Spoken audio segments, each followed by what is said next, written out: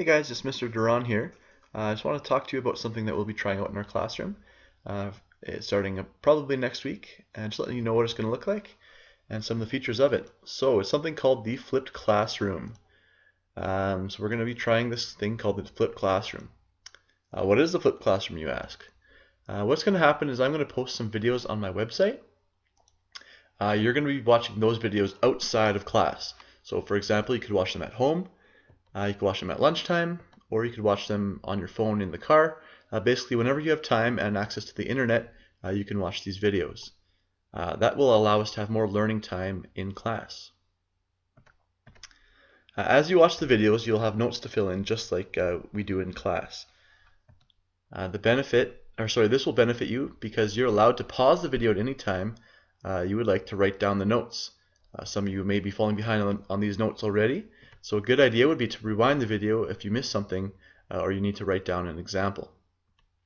This is a good strategy to use when you're watching any video that is teaching you something because you might not catch it the first time, so you have to go back and watch it or pause it so you can catch up to the point where they are.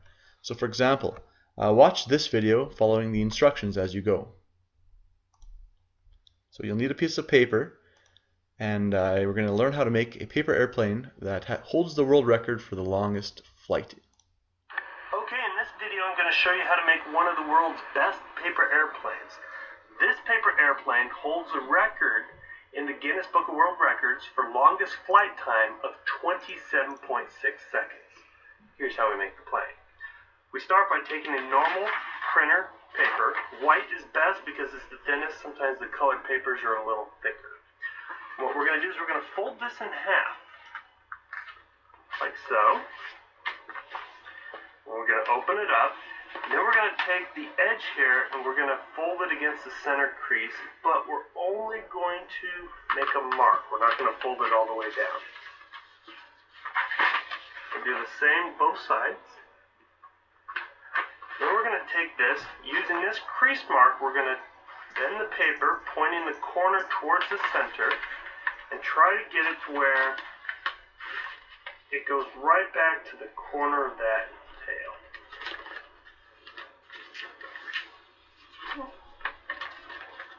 You may have to redo that a few times. For the other side, use that crease line, point the corners together, and that should give you about the same. Now, where these two corners point, that's going to be our fold line. So what we're going to do is we're going to fold this paper at that point, and that's going to be our first fold. We need to fold this 8 times. And as we do that, you're going to see these flaps bind and start to lift. What we need to do is we need to fold them forward, protecting this part of the crease. So that's 1, 2, 3, 4, 5, 6, 7. You can see they're starting to lift now. So we're going to just fold them forward.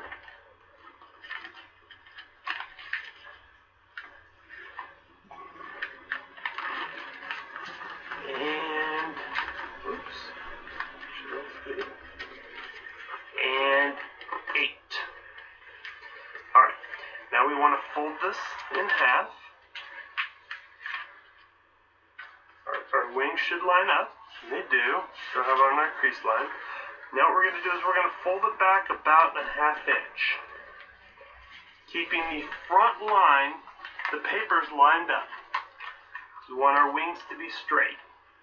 Set down, we'll lightly crease the back, doesn't need a lot. We're going to flip it over, and here we're going to match up the two wings.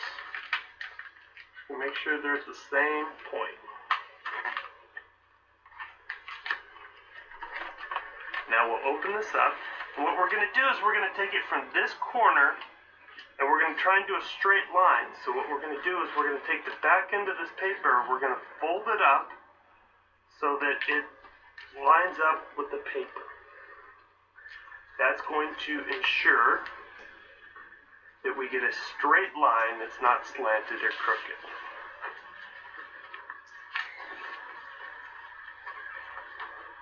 Both sides.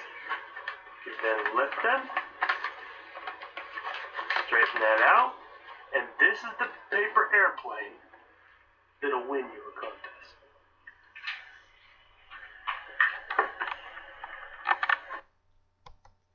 So you may have noticed during this video that you had to pause it several times, rewind it to catch up to where he was at when it came to folding his paper airplane. The same holds true for my videos. You'll need to pause it, you'll need to rewind it, and go back just to make sure that you catch everything that I said. And if you don't understand, watch it again and again until you start to get an idea of what's going on. If you still don't understand after rewatching the video, then you can always ask me in class the next day, as we will have some discussion time on what you watched the night before. So you will also need to answer some questions about the video you watched, either as you're watching the video or once you're done watching the video. The questions will be on my website on something called a Google form. Once you submit your responses, I will be able to see what you wrote as your answers, just to make sure you're understanding what's going on. I'll show you what one of those looks like in a little bit. I will be posting the videos to YouTube, so as long as you have internet access at home, you'll be able to watch the videos. The links will be posted on my website, and here's a reminder of how to get there. So you can go to the school website, St. Anne Collegiate, just type that into Google. It should be the first one that pops up, and then you scroll down, you see teacher websites on the left hand side here, and the second one down is Mr. Doiron. Click on that, and here's my website. So what you do is take your mouse, hover over the grade 9 math, go down to videos, and then this is where the videos are going to be posted. I haven't posted this one yet because it's not done being made, but here's an example of the Google form that you'll need to fill out. So for example, it'll say, what is your name? So you type in your name here,